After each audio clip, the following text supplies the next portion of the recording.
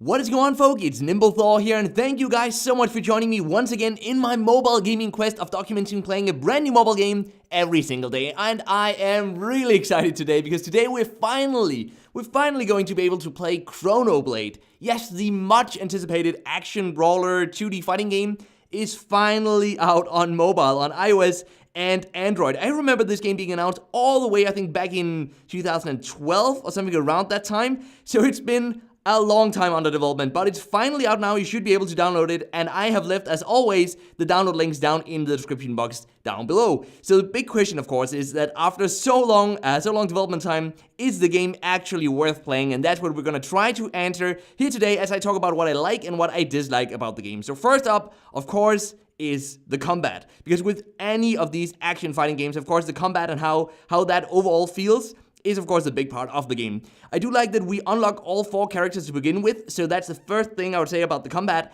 is that it's really very varied. So there's a lot of difference between these different characters, the different attacks they have, both the quick attack and the strong attacks, and the different skills as well. We'll get much more into the different characters and the skills as much as we'll have time for in this one video. Oh, we avoided that. No, we didn't avoid that poison area. I thought we did. But we do have a lot of HP though, so we should be good here in this campaign level. But the combat feels really, really smoothly. I love it so far. This is definitely my favorite character at this point. I forgot the name of her, but she's really, really cool. And I like the way that she sort of swings the weapon around, makes for some really nice area of attack damage, and I'm really liking that. It feels like a bit like a wizard, but without actually throwing any skills or spells. But obviously she does have a few skills, and I'm gonna show you guys those really, really quick once we get to the next part probably. What I will say though about the combat is that it's a bit difficult to dodge. So you are actually able to dodge using this skill here, but once you're in mid animation and some of the animations are really long, you cannot dodge. Which means that, honestly, for the most time, because you want to optimize your damage per second, you're gonna hit a lot, so you won't really be able to dodge a lot as well, because as I said, the animations are quite long, especially when you get a skill combination launched. That can take a very, very long time. So here are a few of the skills. That is one of the ones that we've got equipped right now. There are a lot of skills that we can unlock, though, and that we can equip on our character. This is another one. Oh, we missed with that one. That's really cool, though, that one. It throws the enemy up into the air. Let me try this one once more. So these skills are really nice, as I said, and it does make for some awesome customization that we can actually get to choose which ones specifically we want to upgrade and which ones you sort of want to focus on. So depending on your playstyle, you might want to go for more area of attack damage skill, or you might want to go for a really, really strong one that you have to aim really well with. And I'm really, really liking that. So overall, combat really great. The controls are solid as well. It did take me a little while. Oh, that's nice. Oh, that's nice. It did take me a little while in the beginning to get used to moving back and forth in this 2D space here. But I got it pretty quickly though. And now that I do get it, it's really nice. So no big complaint about that. And the whole thing is really, really, really nice. It runs super smoothly. It's so intuitive. Really, really great game on that front. So let me go in here and show you guys the different characters real quick. So this is the one that we've used so much, and this is one of the other ones. And this one over here, which is sort of like, yeah, she has this wand that she attacks with, and then this guy here, like Muscle Man, right? So we have these different characters, and as you guys can see, we have some equipment here that we can upgrade on each of them. Not really sure how much I like this equipment system, honestly, which is me trying to say I don't really like it, because we do have to get these materials here. And while it's okay here to begin with, you guys can see that we need some materials to level up or upgrade the stats here. While that's okay in the beginning, if we get enough of these different items that we need, later on, I'm sure that this is going to be a pretty rare resource, and that is probably going to be how the game tries to monetize, by having us buy chests for premium currency, which can then hold these items that we need to upgrade our equipment. And of course, if you have the strongest equipment, you're going to have an easier time in the PvP. Because there is a real-time multiplayer PvP, by the way. So these are the different skills that we've got for this character, and I can actually go in here and upgrade one of them, because we have 10 skill points now. So we should go in here actually and upgrade some of the ones that we use a lot. So this one here only costs gold, by the way, so that's really nice because we have a lot of gold. So we can upgrade this one as much as we want, up to maximum level 8 though, because that's our character or account level here.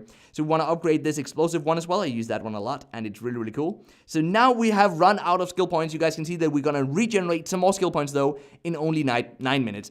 Totally fine system for skills, honestly. And then we've got the materials over here, all the types of materials that we've got. We can also level up our items, just normal level up, straight up level up here. But that is gonna cost some of these XP potions that, of course, you have a limited supply of. So the other way to level up items, by the way, is to just play with your character. Then during battle, you will actually, or after each battle, you will actually level up. Obviously, we've got some quests as well. In the beginning, obviously, as with many of these types of games, we get a ton of premium currency. You guys can see that we have 10,000 premium currency at this point. So that means we can go in here and buy one of these packages if we wanted to. And I actually think that might be a good idea if you want to optimize the game. And we also have some free chests here that we can open. So for example, we could open this one. We can also open the other one, but it's going to cost 2,000 premium currency, as you can see. That is pretty hefty, I gotta say, because 2,000 premium currency is already about $2 US. So for one chest, I don't know, it seems kind of expensive. I used a free one. We get a free one every 24 hours. I used it already a couple of hours ago,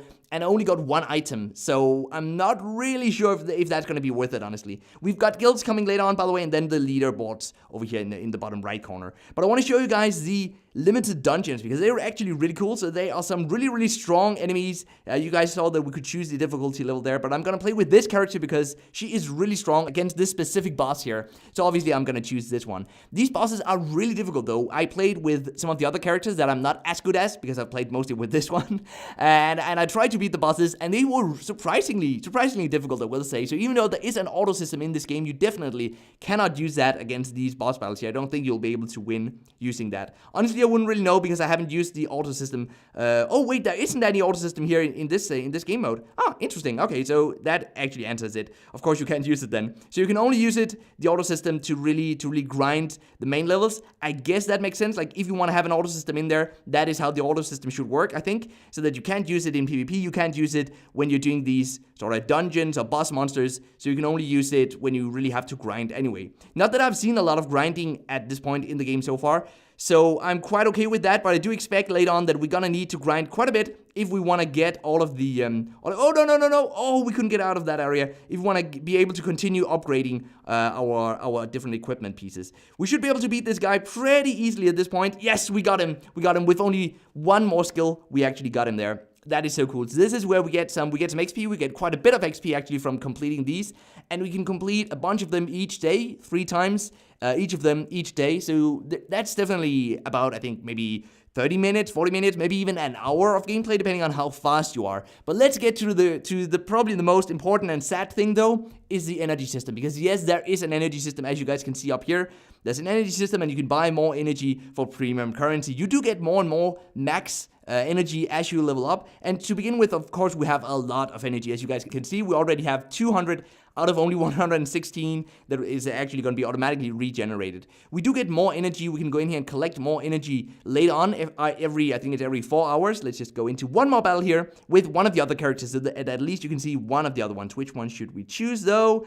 Let's go with this one, because I quite like that one as well. So we're going to just equip one more skill. I'm going to go with this one here over there, and now we can press play. We're going to already use 12 energy to just play this one level, so that's actually only 10 levels that you can play before you run out of energy at this point. That is not too good, honestly. It's probably going to give you around 30 minutes of game time, which isn't as bad as it could be. I'm just throwing out some numbers here, by the way. It might be a bit more than 30 minutes.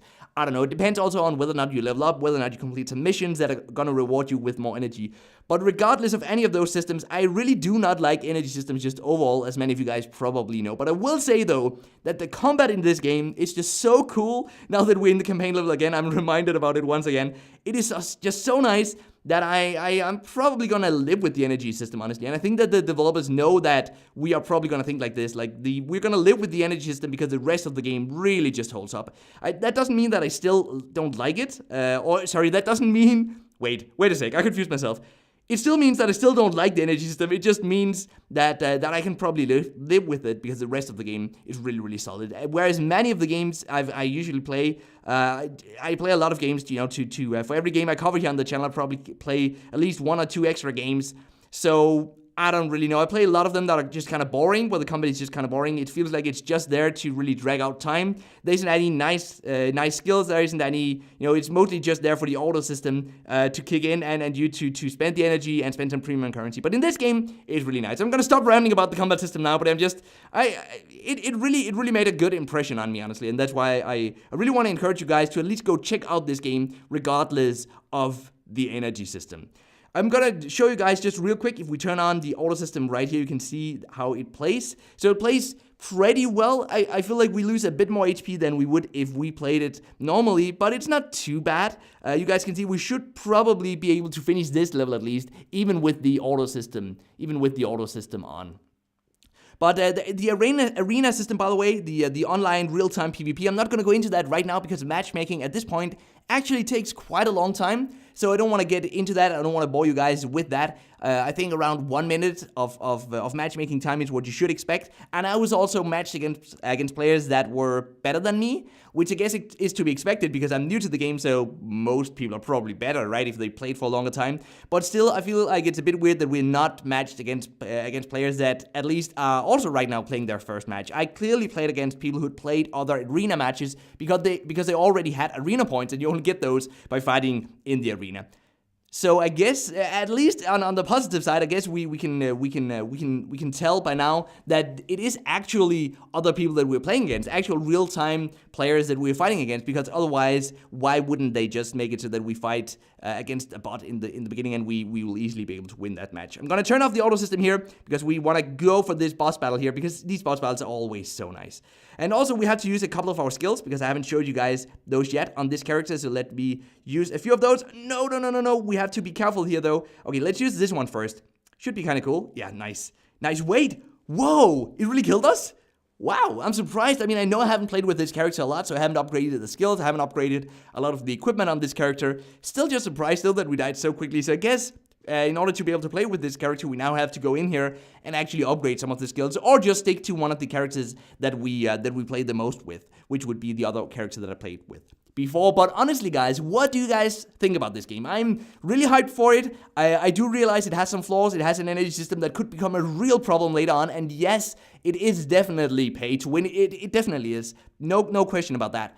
But it's still a really solid game though, and for that reason, if you can live with those other aspects, I would encourage you guys to go at least go check it out. I think I'm gonna continue playing it for a little while, but if the online multiplayer, which is what I was really excited about, if that doesn't get a better matchmaking, I'm not sure if I'm gonna continue to play it also, because it feels like if I spend money on the game, I would probably win those arena matches, which is never a good thing. But for a single player game though, it really holds up, and I'm curious to hear what you guys think about it down in the comment section down below. So with that said, thank you so much for sticking around till the end of this video. I really hope you enjoyed it. I hope you're gonna enjoy ChronoBlade if you do decide to check it out for yourselves.